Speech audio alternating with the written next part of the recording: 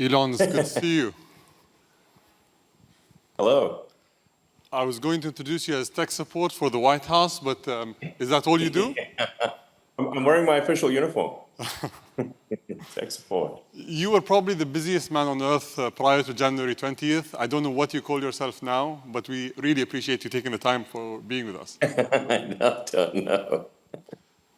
So, Yeah, White House tech support.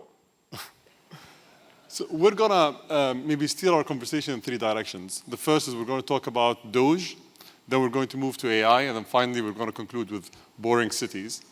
Great. And I'd like to start off by maybe talking about how consequential you are for human history. I think no single person has had such an impact on space, on communication, on artificial intelligence, on transport, and the transition to green energy. And there was always a trend. There were deniers or critics at first, then naysayers, and then supporters. And typically, people always start by saying, he overpromises and he won't deliver. Then they finally see the trend and the trajectory, and they turn out to be supporters. Do you think we'll see that in the government efficiency space? Like people are going to really see the impact very quickly and transition to becoming supporters? Well, yes. First of all, I think we've got quite a lot of support from at least the American public, and I think from maybe around the world. When the public is polled on sort of improving government efficiency, in fact, it is, I believe, the highest polling single issue, meaning that it is something that appeals to voters from of all types. And I think improving government efficiency, I think, was like almost 70% support, so quite a lot, basically, more than any other issue. So I think the people are very supportive. Obviously, there's certain elements of the bureaucracy that are not supportive because we are moving them from the government sector to the private sector. So really, at a high level, this is kind of like we're moving people from low to sometimes negative productivity roles in the government sector to higher productivity roles in the private sector. And the net effect of that will be an increase in the output of useful goods and services, which increases the standard of living and well-being of the average American.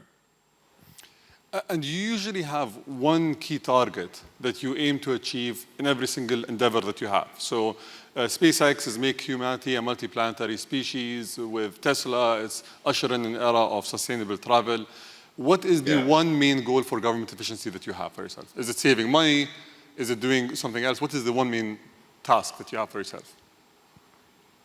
So there's, I guess, there's a few ways to describe it, but the actions end up being the same, which is like reducing the size of government and making the government much more accountable to the people, I think is going to lead to a better outcome for the people.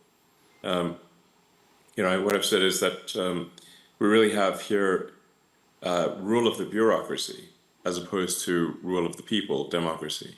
So we want to restore rule of the people. And so what that means is reducing the size of the federal government,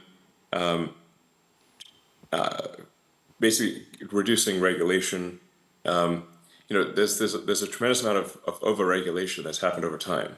And this is an inevitable consequence of a long period of prosperity, is that you're going to get more and more rules and regulations, more laws accumulate over time. And the normal forcing function for getting rid of rules and regulations is war. So it needs to be some kind of existential war, where you have to do a reset in order to avoid being defeated in a war. This is literally throughout history, it's been the main forcing function for clearing out an accumulation of laws and regulation. In the absence of that, every year you get more laws and regulations until eventually everything is illegal and nothing is permitted. And that's sort of the situation we have these days. So, the aspiration here is a reduction in regulation and reduction in government spending, such that the economy is able to grow faster. Maybe the economy can grow at 4 or 5% potentially, in terms of real useful goods and services output, and then government spending can be reduced by about 3 or 4% of the economy, about maybe $1 trillion or more. And the net effect of that would be no inflation from 2025 to 2026. So that would be quite remarkable. And also, if the U.S. government is buying less debt, which I think will be the case, if the deficit drops from 2 trillion to 1 trillion, then there'll be 1 trillion less debt that the government needs to buy, which will drop, of course, the interest rates to drop significantly. And that means people's mortgage payments, car payments, credit card payments, student loans, whatever debt they have, their debt payments will be less. So I think this is something that will benefit the average American. I think some of the things we're doing also will be hopefully helpful to other countries, because with the new administration, there's less interest in interfering with the affairs of other countries. I think there's the times the United States has been kind of pushy in international affairs, which may resonate with a number of members of the audience. And I think we should, in general, leave other countries to their own business. And basically, America should mind its own business, rather than push for regime change all over the place. So, yeah. So I think this is probably a good thing for other countries too. So instead of waiting for a war to happen, you went to war against the bureaucracy in the government. Yes, we're essentially just we're with the support and direction of President Trump. We are reducing the size of the bureaucracy,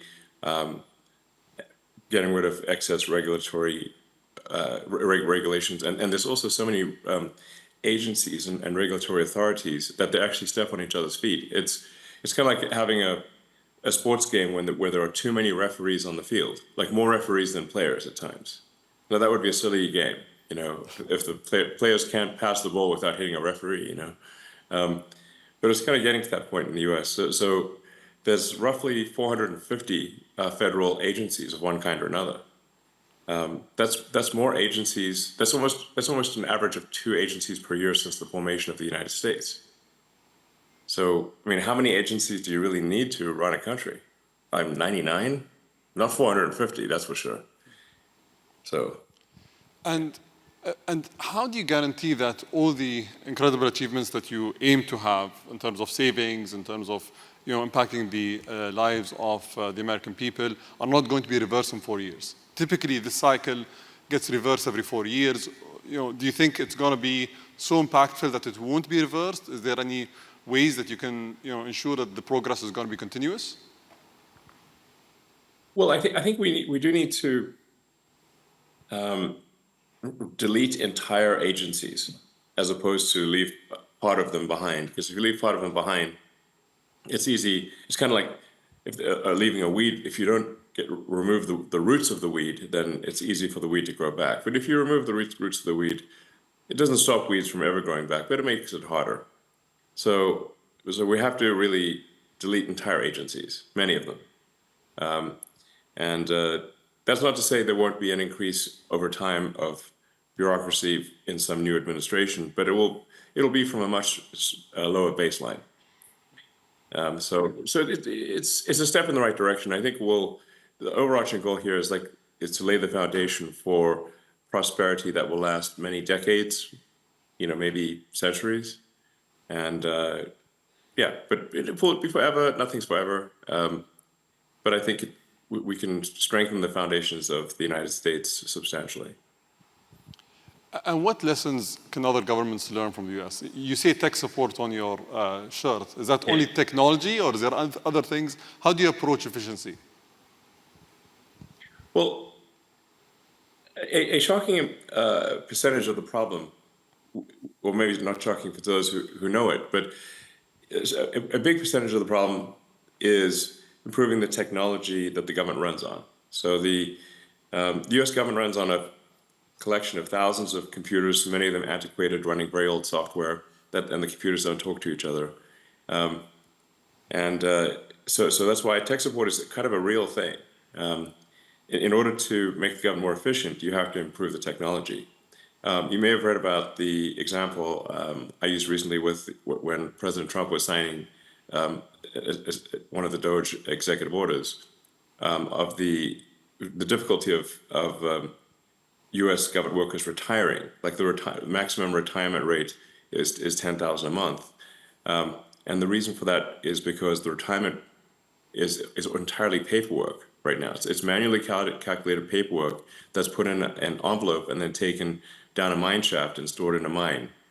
And then one of the things that affects the rate at which federal workers can retire is the speed of the elevator in a mine in Pennsylvania, which is bizarre because it's not. It should be digital, you know. So then when we said, well, why isn't it digital? They said, well, we have had a digitization program going since 2014. So that's been 11 years. So then we asked, well, so how much progress have you made? And they said, B. You mean you're giving yourself a grade of B? No, we're on the letter B. So we're like, okay, we're going to need to really provide some tech support here. Like otherwise, literally, people can't even retire. Like even if they want to, it's pretty bad. There's a lot of software systems that need to be updated and fixed. In some cases, deleted. A lot of things that should be automated. I mean, in terms of the number of say U.S. citizens that are operating the mine, it's about 1,000 people are working on this mine, where the papers are stored. But they should ideally be working on something else. They should be working on producing goods and services that are of much higher value to the public, to the.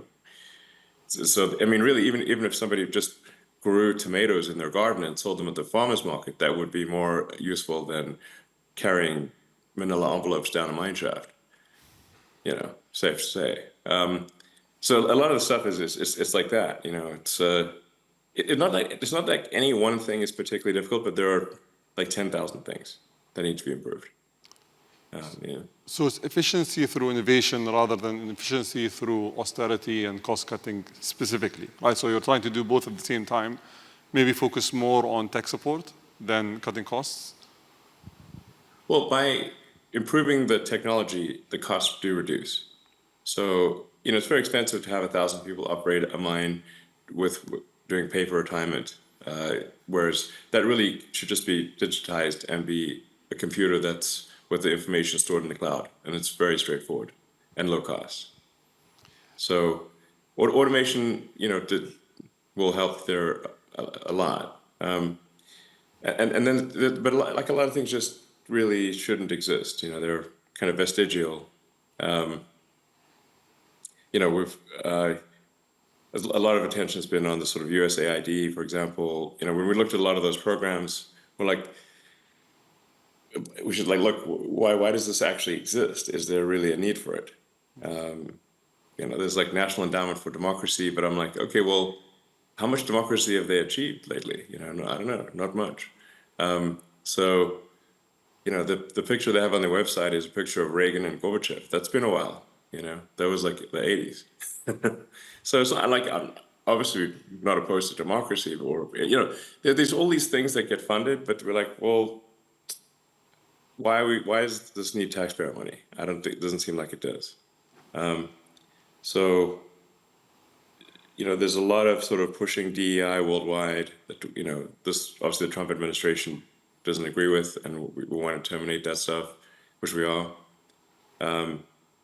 And make sure the schools focus on improving basic education of kids. As President Trump said, I think yesterday, maybe today, the United States is currently ranked 40th out of 40 in the OECD for education, which is pretty bad. You can't, but in terms of spending, the United States is spending a tremendous amount per student, but achieving very weak results. So, that's just a case where, okay, we need to spend less money and get better results. It's like, I mean, a lot of it, you can think of it sort of like, it's like, in a way, it's like a big company, like a big corporation, American Incorporated. And, just like with Twitter, there was a lot of stuff that was being done that was unnecessary. in case of Twitter, we reduced the staff by 80%, but at the same time improved the functionality and capabilities of the site dramatically, and accomplished more in a year than they previously accomplished in 5 years. So it's like a corporate turnaround, but at a much larger scale. We are giving generous, exit packages. Like, if people retire, they get paid all the way through September. They can go on vacation. They can get a second job. They can do whatever they want.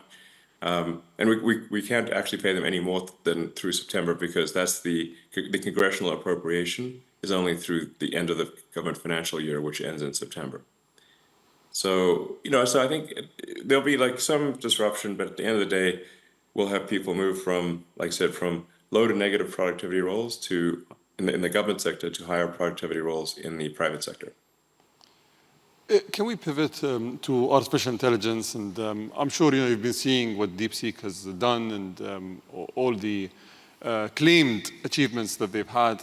I know that we've been speaking for a while about Grok 3 and that Grok 3 is going to be a true disruptor in the AI space.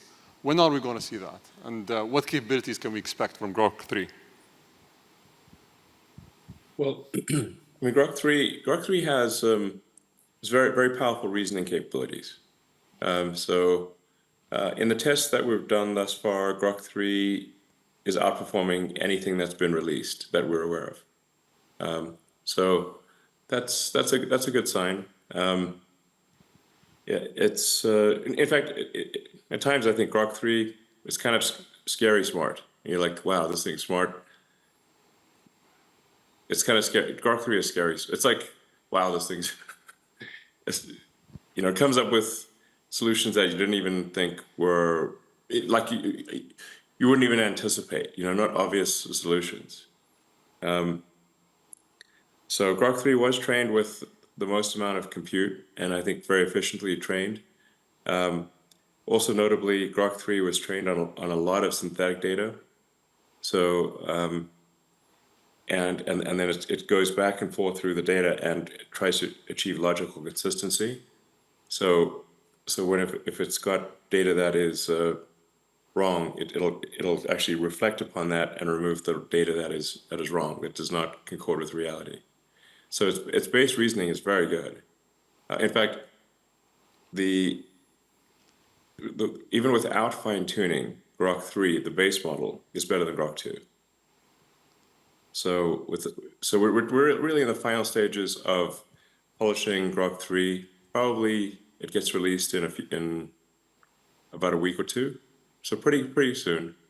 I don't want to be hasty in the release, because a lot of the final polish is necessary for a great user experience. So in some ways you can think of it like a house. That last 5% where you finish the drywall and do the painting and the trimming, even though it's not much work, it transforms the house. Yeah. So it's that. Just want to make sure that last 5% is done really well, and it's a week, maybe 2 weeks. I think it'll be very good, and I think we think it'll be better than anything else, and then maybe this might be the last time that any AI is better than Grok. Looking forward to it. Everyone's, I think, excited about it. So I just want to touch upon a topic that was quoted in the media. You offered, I think they said a group that was led by you offered $97 billion for acquiring OpenAI. It would take, a little round numbers. So I was personally involved in the meeting that you and Sam hosted in 2017 in LA, if you remember. And at that point of time, you were the single largest shareholder. I think you contributed $50 million to the company. So it must hurt. I don't have any shares, actually. I have no shares in OpenAI. But at that time, it was a non-profit, right? And it must hurt that you need to pay $97 billion for something that you paid $50 million for in the past. Yeah. But I have a yes. Fate loves irony. So I have a specific question here. Can you actually build a company like OpenAI and take it to the scale that you want to take as a non-profit? Is it possible? that you build a company that requires billions of dollars in compute capabilities to build these models while being a nonprofit? Or was it wishful thinking in the beginning and then you guys parted ways because it couldn't work?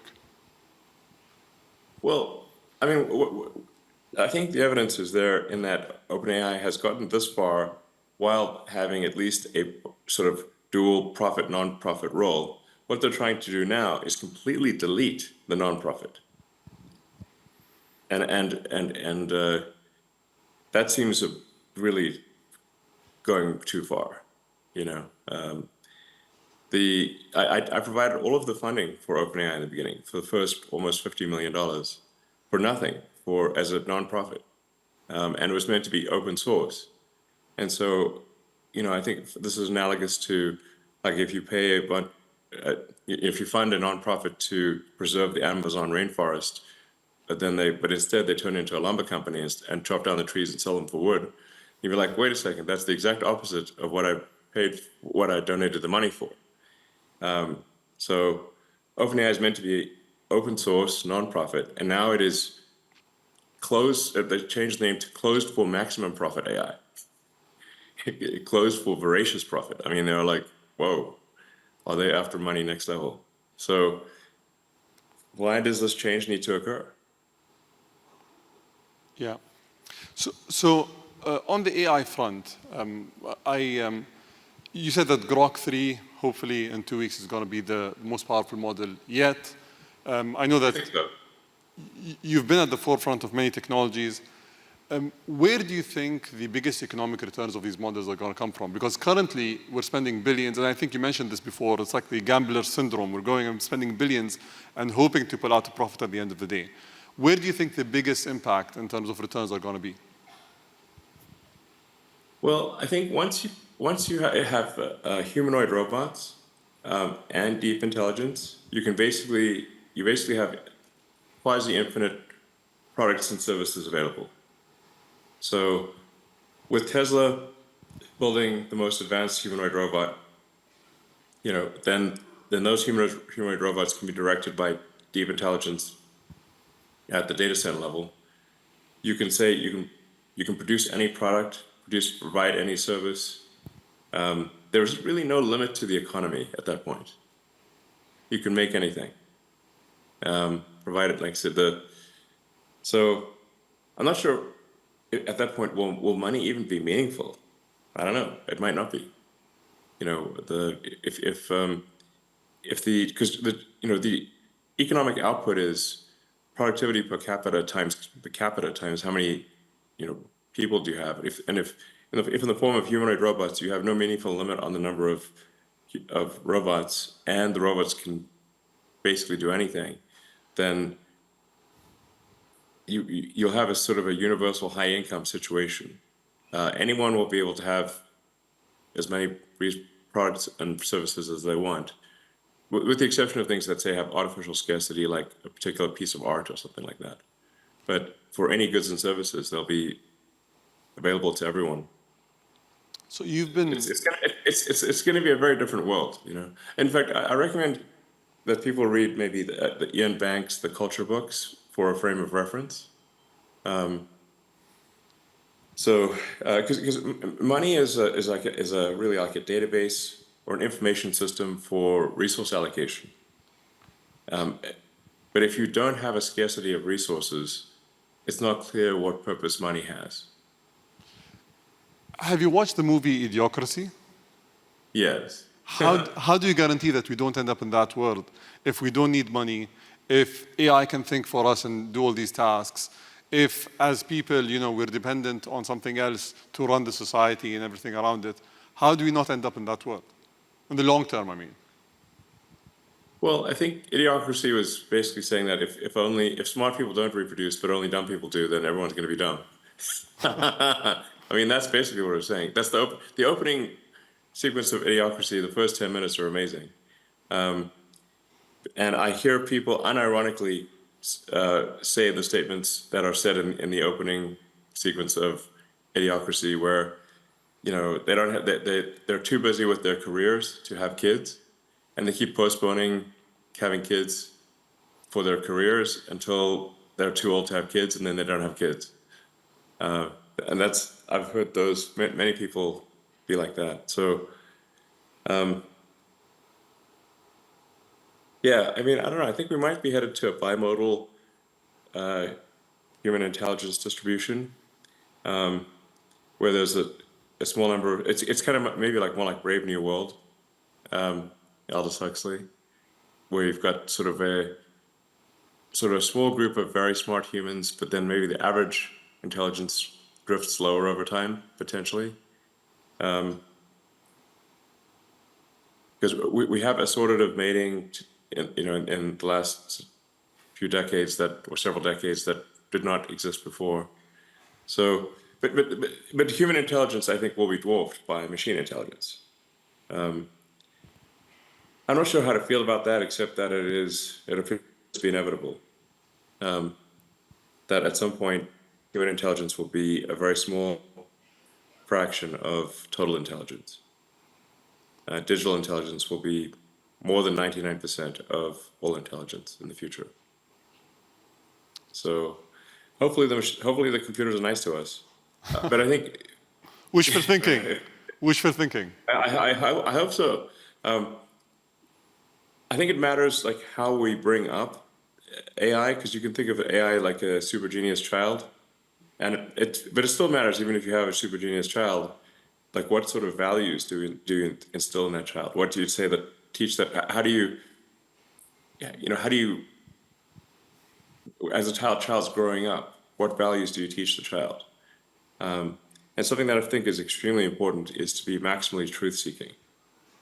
And I think that's like that's in some sense, what's the most important thing for AI safety?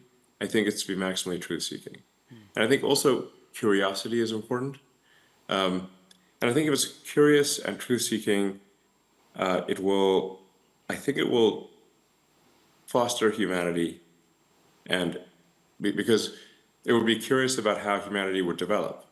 And so I think that then it would probably, if it's curious, it would be curious about, okay, let's see how the humans do. Let's foster their development. And if it's truth-seeking, we can avoid dystopian outcomes. Like, an example being like, say, when Google Gemini was programmed to make every output be diverse, even if it didn't match reality, so like it was asked to produce an image of the founding fathers of the United States, and instead produced an image of a group of diverse women, which is factually untrue, But the problem is, like, if hypothetically an AI is designed for DEI, diversity at all costs, it could decide that there are too many men in power and execute them. So problem solved. Or it could decide that, like, that misgendering is the worst thing that could possibly happen. In fact, I believe, not to pick on Gemini, but I think because ChatGPT has had this issue too, is like, if you ask the AI which is worse, misgendering Caitlyn Jenner or global thermonuclear warfare, and it said misgendering Caitlyn Jenner, which is troubling. Because then it could decide, and in fact, even Caitlyn Jenner weighed in and said, no, definitely misgender me. That's way better than nuclear war.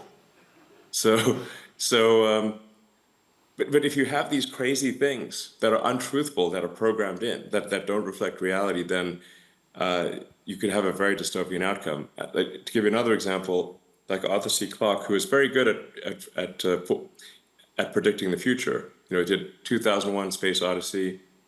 Many of the things he predicted, in fact, I think almost all the things he predicted came true. And one of the things he was trying to say in 2001: Space Odyssey was that you should not teach AIs to lie. So the reason that, if anyone's watched that movie, the reason the AI refused to open the pod bay doors to let the astronaut back in was because the AI had been told to take the astronauts to the monolith, this alien artifact, but also that they could not know about the monolith. So it came to the conclusion that it must take them there dead. And so that's why it wouldn't open the pod bay doors. the lesson there being is very important for AIs to be truth maximizing. Let's hope it doesn't come to that. Yes. Let's move to a boring subject, which is the boring company and the boring tunnels quickly. I think the world has been inspired by what you guys were able to create in LA, and I think there's a lot of promise to that technology. But there are questions about whether it's safe in the case of an earthquake, whether it's cost effective, whether Oh yeah, sure. countries should actually adopt this technology. Can you shed some light on that? Yeah, well, first of all, I'd recommend going to the Boring Company website because many of these questions are actually answered there.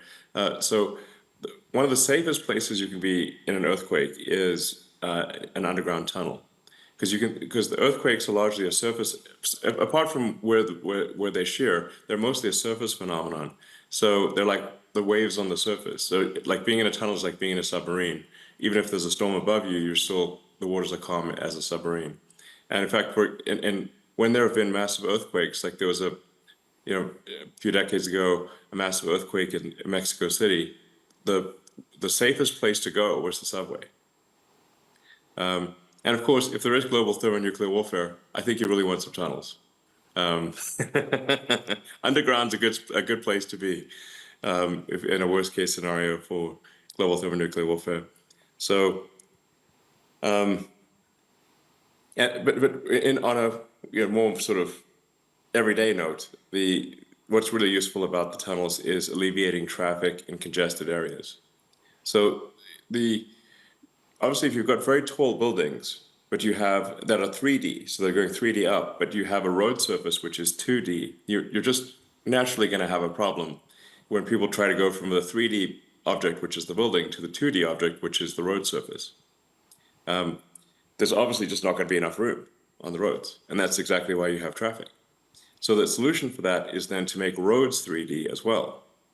Now you can either make transport 3D. So you could either do that with flying cars, or you could do really helicopters, or you could do that with tunnels. Now the challenge with doing it with going above ground or with any kind of flying object is that they tend to be very noisy, and they generate a lot of wind force. And you've got things flying over your head all the time, which can be disconcerting. If one of these things drops a hubcap on your head one day, these things are like things, and flying things tend to crash once in a while, and people don't like things crashing on them. And then if you have bad weather, like let's say there's a blizzard or a sandstorm or something, well, now nobody can fly. So then transport shuts down. On the other hand, none of these problems exist with underground travel. So tunnels are immune to weather. They don't care what the weather is. It could be the worst weather. It doesn't matter. Nothing's going to fall on you because you're underground. So you don't have to. You're not going to be dropping things on people, and there's no wind force and it's very quiet. And so I think going 3D underground is much better than 3D above ground for solving traffic in cities. And we have a demonstrated case of this in Las Vegas. If people who can try out the Boring Company tunnels in Las Vegas, we're busy connecting the whole city with all of the big hotels and the convention center and the airport and everything. So I don't think they need to fly all the way there. In 2017, you came here, and the UAE was the first place in the Middle East where Tesla was launched, and I think it's done exceptionally well. And on that note, I think we have an announcement today that we both want to share, which is today we're going to announce the joint project of Dubai Loop, which is a loop project that is going to cover Dubai's most densely populated areas for people to go from point to point in a seamless manner. So thank you for your partnership. And well, thank you. We hope it changes people's lives. That'll be cool. I think it'll be very exciting. I think once people try it out, they'll be like, wow, this is really cool. And it's going to seem so obvious in retrospect, but until you actually do it, you don't know. So it's going to be great. It's going to be like a wormhole. You just wormhole from one part of the city, boom, and you're out in another part of the city, and it's great. So I'm looking forward to this partnership. We're going to join the first trip and the first pod when the pod is completed. Thank you, Elon. All right, thank you very much. Thank you.